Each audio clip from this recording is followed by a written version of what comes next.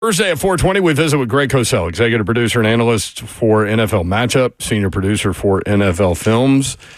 Greg joins us now. Greg, what's up? How are you? Brent, what's happening, my man? When do you guys get rolling with NFL Matchup? Do you is that a regular season thing, or do you go before? We don't really start. The first show airs the weekend of the regular season. Awesome. Look forward to it. It's so great watching you break down video, and it's great to listen to you do it, but also great when you're pointing at film. So that's always a great show, and you guys do a great job. Appreciate that. Thanks, Brent. Yep, absolutely. So let's talk about Titans offensive players this week and Titans defensive players next week, and then that'll work us into the preseason. And let's start where we're going to see starters, Cosell. Yeah, all three games. Head coach said all three games starters will play. Will Levis was asked about it yesterday, and he said, "Wow." Will Levis said, "I never turned down an opportunity to play football." So I thought that was a good answer. He would strike me as a guy that wants to play. Mm-hmm. When is the first preseason game? 16 days from today. So when is that? Saturday? 2 weeks from Saturday? Okay. Yep. All right. We're right there, Cosell, for meaningless preseason. Is that a home game or an away game? Oh, now you're diving too far into it. I don't remember. No. I think it's 2 away games and then a home game. I'm not. Well, that's all right. I'm going to be there when the Seahawks are there, so I'll be there for the joint. Nice. Yes, they will play less in that game because it's joint practice time, obviously. Right, yep. Right. Well, I'm not going to stay for the game. I'm just going to be there for the, a couple of the joint practices. Great. I mean, they get more work done in those joint practices, right? Absolutely. And players get a little more excited to play against other teams as opposed to their own guys by that point. Mm-hmm.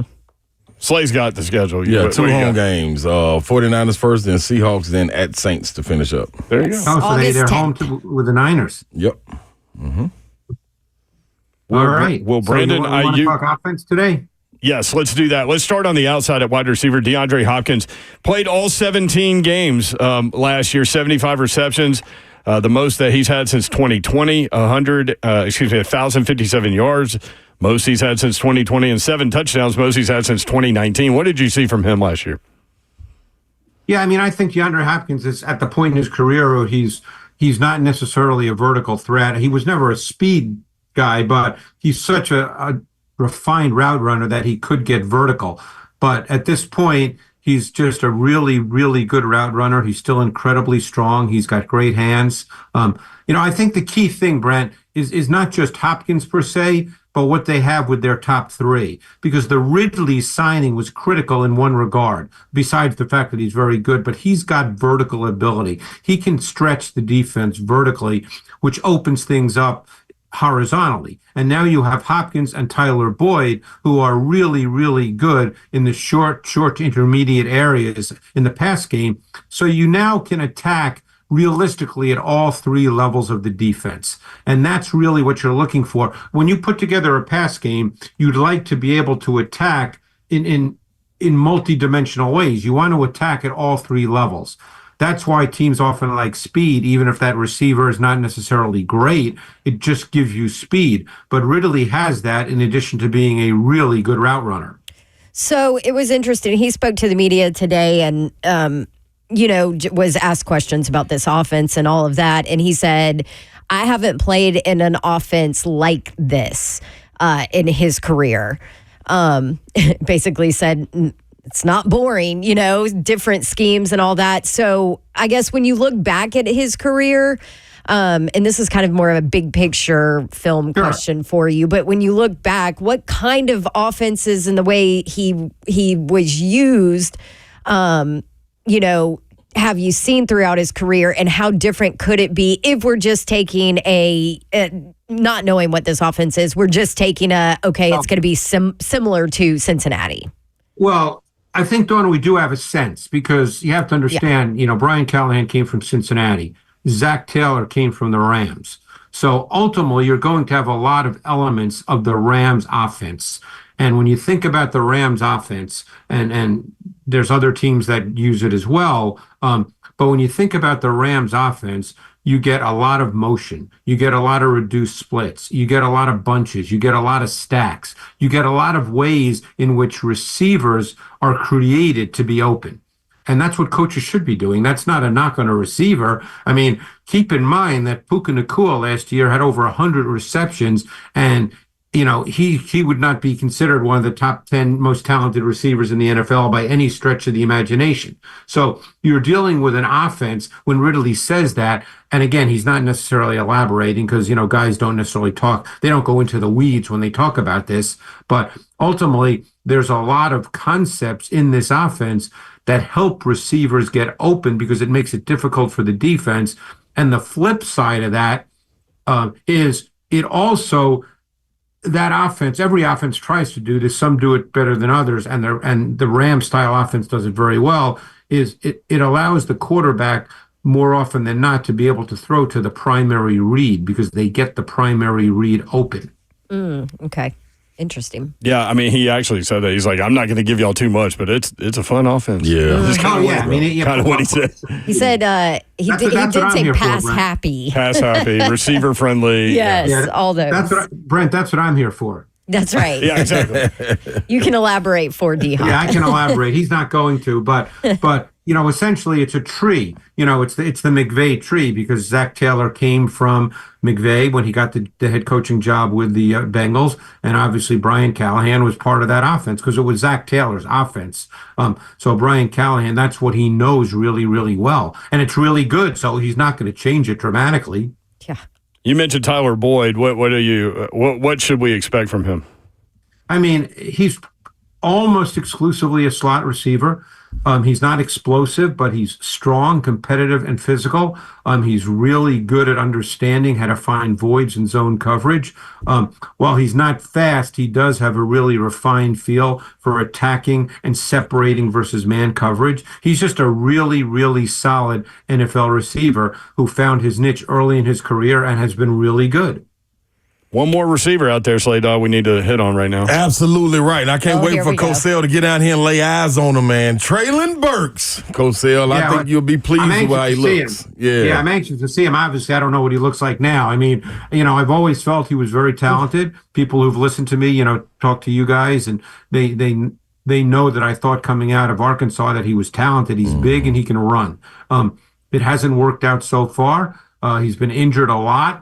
It's hard to be be injured and really have a chance. So we'll see. I mean, a fourth receiver is going to get snaps in this offense. Yeah. So whether it ends up being Treylon Burks or if Westbrook Ahini is still there, whoever it is, there's going to be a fourth receiver. They would like it to be Burks, I'm sure, because he's 6'3", 215, and he can run.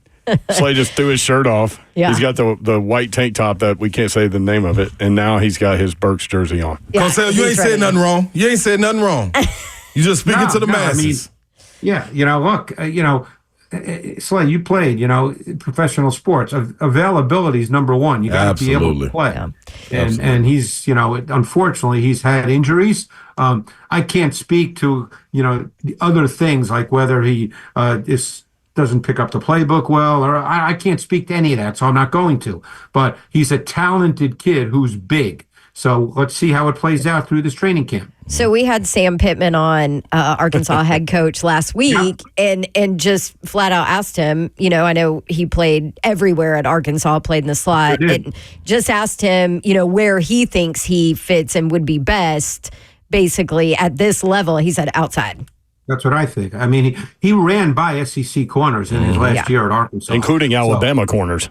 That is correct. So, like I said, he's got a lot of talent. Certain offenses in college, people do get caught up, and there's validity to it, guys. I'm not saying there's no validity, but clearly in college, receivers don't have to do what they're going to be asked to do in the NFL. Defenses aren't as detailed. The field is different because of the hash marks, so the routes are not quite as complex isn't the word, but the routes don't require as much, and particularly not as much on the move because defenses change in the NFL when the ball's snapped. So, there's a lot to learn for some guys. So I don't know where he stands in that regard, but you're talking about a guy that can run and he's big. So we'll see how it plays out. Slay Dog, you want to head toward running back? Greg Cosell with NFL Films with us. Well, hold on. Oh. Why are you hating on NWI? Because dude is always there. That's true. Doing his job. He had a great catch yesterday. Right? Yep. I mean, his film, Cosell. Yeah, he's been very solid. He's got a lot of toughness to him. You guys, I'm sure, can recall over the last couple of years, he makes a lot of tough catches in the middle of the field. He's big as well. He's not a small guy. So, we're not discarding him. That's why I said somebody's going to be the fourth receiver. It could be Westbrook Ikhine. And if somebody gets hurt, and hopefully they don't, but if somebody gets hurt and misses time, then we'll see what happens. But there's no question that Westbrook Ikhine, for a guy who was totally unheralded coming out of college, has sort of made a little bit of a place for himself in the league, and he's done well for the Titans when he's been out there. Definitely reliable too. Greg Cosell with NFL Films. Okay, go ahead, Slay. I'm sorry. I know you want to. I know. There's competition Burks is there. your guy, but I'm telling you, NWI is reliable, and he's where he should be usually. All right, Cosell. Okay. Pass happy offense. So that's what we're getting to. Tell me what Pollard brings to him. He improved his last 2 years with Dallas. Yeah, I know Pollard's. Last year he had a lot of carries. I think he had about 250 carries and something like that. I don't have the numbers in front of me. I don't know if he's truly that guy, but he doesn't need to be that guy because they have Tajay Spears. So, it probably will be running back by committee. It'll be dependent upon the specific game plan in a given week and the opponent. Both Pollard and Spears can detach from the formation and split out as receivers and be very, very effective. I think that's a critical piece here. So we'll see how they decide to deploy them. But Pollard does have explosiveness to him.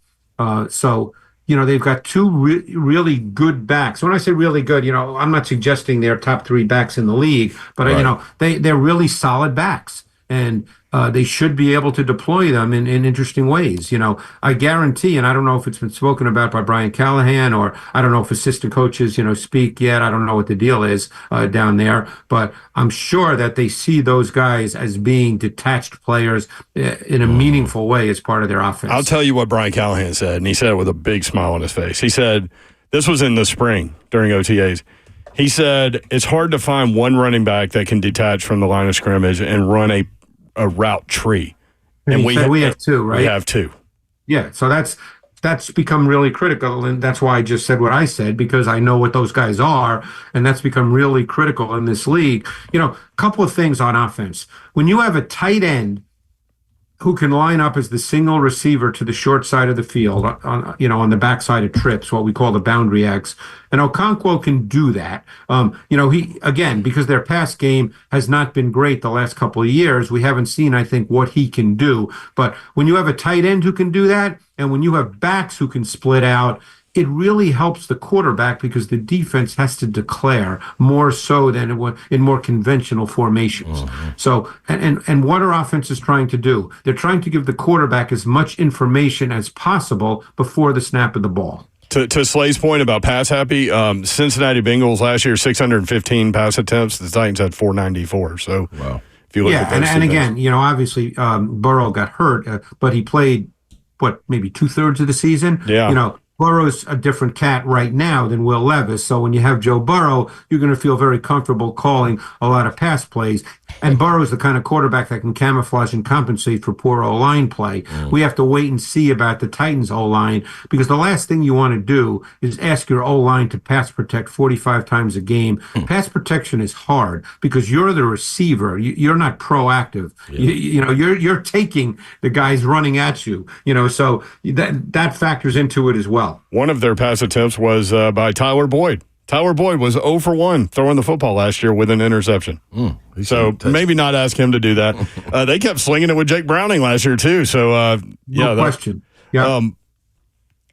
So the other part of the running back thing is 70. Was it Pollard that had 70 targets and Spears had 67, or vice versa? To your point about route tree, I mean, they're going to make you defend sideline to sideline. Yeah. Yeah, and that's what you're trying to do. I mean, you want to be in a situation where the defense has to do that, where both horizontally and vertically. And that's one reason, for instance, why the outside zone run game, and again, we'll see what they do with the run game. The outside zone run game is so important because from a play action perspective, you got to think of it this way. What does everybody normally think about when you think about play action? You think about its impact on the linebackers, right? That's what most people think about because they're going to step up theoretically. But if you run outside zone, okay, and you use that as play action, what happens with the defensive linemen? Their first move is horizontally, not vertically to the quarterback. So outside zone run concepts are really critical as well in the play action pass game because the D line slides laterally initially as opposed to attacking the quarterback. Greg Cosell with us from NFL Films. You mentioned Chig a little bit. A guy that stood out to me today, Josh Wiley at tight end. Yeah. I feel like he's more confident. He's, catching balls left and right and all of that. What did his tape show, and where do you think he can fit in this offense? Yeah, he's another receiving type. He's not quite at the level of the guys that you can, detach as the single receiver. He's not necessarily that guy. But he's tall, he's athletic, he can run a little bit. He gives you a lot as a receiver. So, we'll see how it plays out with Okonkwo and Wiley, and we'll see how many tight ends they keep, because I guess they have Nick Vannett right now, who's kind of a, he's a blocker receiver type. He's kind of the guy who can do a little of both, but he's not as good a receiver as either Wiley or Okonkwo. So, but Wiley, he's got that great size, and size is a trait for sure. I know you're not a huge... He talked about Nick today, too. Coach did. He talked about all three of those tight ends. He talked about because that's one of those really solid guys. Like, they'll probably keep three tight ends, and he'll probably be the third. And if they keep him, he'll get snaps somewhere along the line. I know you're not a huge offensive line guy, but I'm curious to get your take on Cushenberry at center. What was it, Zeph? Over 1,000 snaps and 1 sack allowed last year. What do you think they get from Cushenberry up front? Yeah, I can only tell you because I didn't study him personally in detail, but I can only tell you what an O-line coach told me that's been in the league for a long time. He thought it was the best under-the-radar signing in the league this year, that Cushenberry is a really good player, but more importantly, he's the guy you want in your O-line room because he's that kind of guy. He makes everybody better just with the way he approaches the game, the way he deals with things. So not only is he a really good player, but he's that kind of guy. So, again, I'm not going to speak to exactly what he is on tape because I wasn't studying him, and you guys know I don't make that stuff up. But the guy I spoke to has been coaching in the league for more than 30 years as an O-line coach, and I have to believe he knows what he's talking about. No question about it. Is it tough to evaluate Skoronski because of the injury last year and the drop in weight? I know 14 games he had 1 penalty, but is it tough to evaluate him? Yeah, because he number one, even when he came back because he had lost weight, he'll be a better player. I think the consensus on him, which I would agree with, because I did him obviously in detail coming out of college where he played left tackle. I think the consensus on him is that he'll be a really solid player. He might not be an all-star or an all-pro, but you'll be totally fine with him at left guard, and he'll be a really solid player. It means a lot to him. It's important to him. He'll really work at it. So I think they'll be fine on the left side with Latham, Skoronski, and Cushenberry. Now, having said that, could Latham have some bad snaps, early in the season? Of course. He's a rookie, and he's changing positions, but of course he's done that since they started the OTAs back in the spring. So I think that'll be really solid. The big question is who's going to be at right guard and who's going to be at right tackle. Yeah, and I'm sure I can't speak for you. Maybe you have evaluated Sadiq Charles or John Okonkwo. Have you? Sadiq Charles is the LSU kid, I believe. He was the tackle in college. And when he did play, he started games in this league and was not a bad player. My guess is he probably would be number 1 in the clubhouse right now. I don't know. Look, I don't know, as they start, who's the first team unit, but I would think that barring anything crazy, he might have the best chance to be the right guard. I believe you are correct. There you go. Greg Cosell, NFL Films, executive producer, analyst, NFL Matchup. We'll talk about the Titans defense next week, Greg. Thank you very much, my friend. All right, guys. Appreciate it. Thanks so much. There he is. Cosell. Greg Cosell.